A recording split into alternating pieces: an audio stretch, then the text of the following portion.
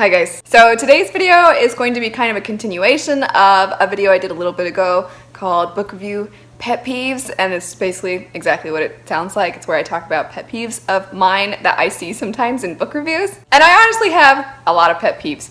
When I look through, usually it's through negative book reviews because I do funny one-star reviews every now and then where I take a book that's very popular and then I find people that hate the book and I read their reviews to you guys because often they're really funny, but sometimes there's just some trends among, usually, like I said, the negative reviews that drive me insane because I don't understand how somebody can rate a book 1 star over some of the things that they complain about. The first one is actually because I just filmed The Strange the Dreamer one and I had to go through all these negative reviews and there were so many people complaining about the fact that the ending was a cliffhanger. I get if you don't like cliffhangers, that's completely fine, but I don't understand completely trashing a book or giving it a really low rating because there's a cliffhanger. Especially if you know that the book is going to be part of a duology or a trilogy or a series. To me it makes sense. Maybe not to the extent that some cliffhangers are, because some cliffhangers really are just like, okay, the story ended.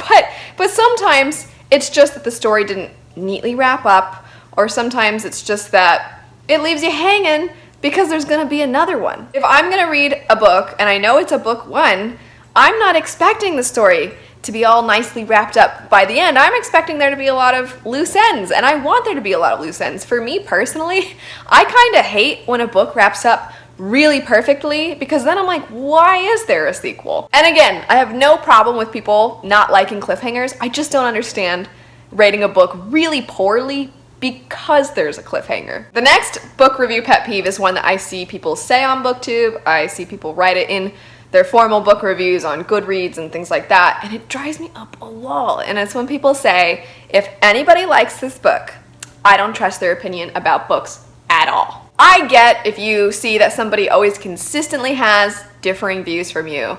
In books that you're not going to probably look to them for book recommendations, that makes sense. And I also understand if somebody's like, I love this one book, and then you thought that book was trash, and you're like, I don't get how you can like it. That makes sense to me. But to completely disregard their opinions about books because they disagree about one book forever and always, I just feel like, how pretentious of you. It just feels to me, it's like, well, I recognized this book was garbage and you didn't, so you're stupid and I'm smart. Like, that's what it comes across as to me, and I just think that, like, I can't stand when people do that. I think there are some exceptions. I think if somebody is talking about a book that, I'm going to be a total jerk here, and I'm just going to say 50 Shades of Grey, okay? Because I think a lot of people know about 50 Shades of Grey. And I think a lot of people find that book entertaining, or they like it for personal reasons, whatever reasons they like it, it's their taste, that's fine. But if they're going on and on and on about how amazing the writing is, maybe in that instance it makes sense to be like, But if you're literally not going to listen to somebody's opinion at all for the rest of life because they liked a book that you didn't, it's not even about specifically, like in the example I gave of praising 50 Shades of Grey for the writing or something. If they literally just enjoyed the book that you didn't enjoy, you're seriously never going to listen to them ever again, and you're not going to give them any credit whatsoever. I just feel like that's super messed up because every single human being has a different experience in life. They have different experiences in life, and they connect to different things in books. And you're going to disregard all of that simply because you didn't enjoy the same book that they enjoyed. Going along similar lines, I also can't stand when people start insulting people who do like the books that they don't like. Specifically, we're talking about book reviews, so in a book review, if somebody's like, I didn't like this book, I guess if you're a young, sappy, stupid teenager, you might like it, but if you're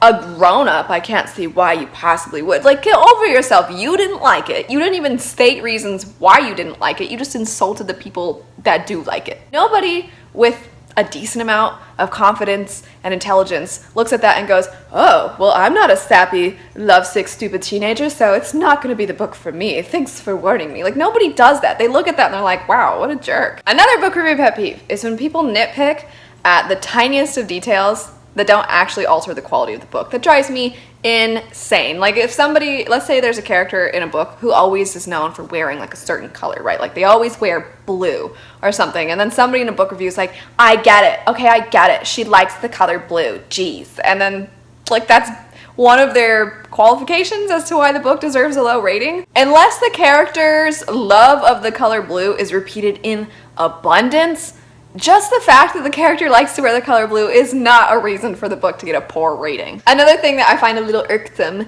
in book reviews, negative book reviews specifically, actually positive book reviews too, this one can go both ways, is when people don't recognize the difference between quality and personal preference. So I do not mind whatsoever if people rate purely on enjoyment. I don't mind if people rate purely on the quality of the writing. I don't mind however you choose to review a book. That's your business, as long as it's kind of clear, like, you know, like, oh, I rate based off of enjoyment, and for me, I just really didn't enjoy this book. Or if it's like, I really enjoyed this book, but it wasn't enough for me to get over the fact that there's a lot of, you know, and you give reasons why or whatever. But when people don't recognize the difference, between quality and personal preference, it drives me nuts, because I'll see people that are like, first off, sci-fi is just not really my genre, so strike one. And then they go on to say, like, I also don't like when books are in first person. I just feel like I like third person better. And then they give all these reasons as to why they didn't like the book, and it has nothing to do with the quality of the book. And again, if you rate purely off of enjoyment, then you're allowed to just talk about what you did and didn't enjoy, and that's fine because you're giving reasons as to why you didn't enjoy it or why you did enjoy it. But if you're trying to specifically point out flaws about the book, or you're trying to point out the things that make the book so amazing and praiseworthy as a book, then you not liking the sci-fi genre, or you loving a character and thinking, oh, if they were a real person, they'd be so sexy, like those aren't actually, like, they don't determine whether the book is good or not. That's it though, for now. I actually do have other things. If you can imagine, I've already done one video, I've done this video, and I still have other pet peeves in book reviews, but those are the ones I'm gonna chat about today. Let me know your guys' book pet peeves that you see in book reviews, whether they're positive or negative, and if you're interested in seeing the other video, I'll have it linked right over here. Thanks so much for watching, happy reading to all of you, and I'll see you later. Bye.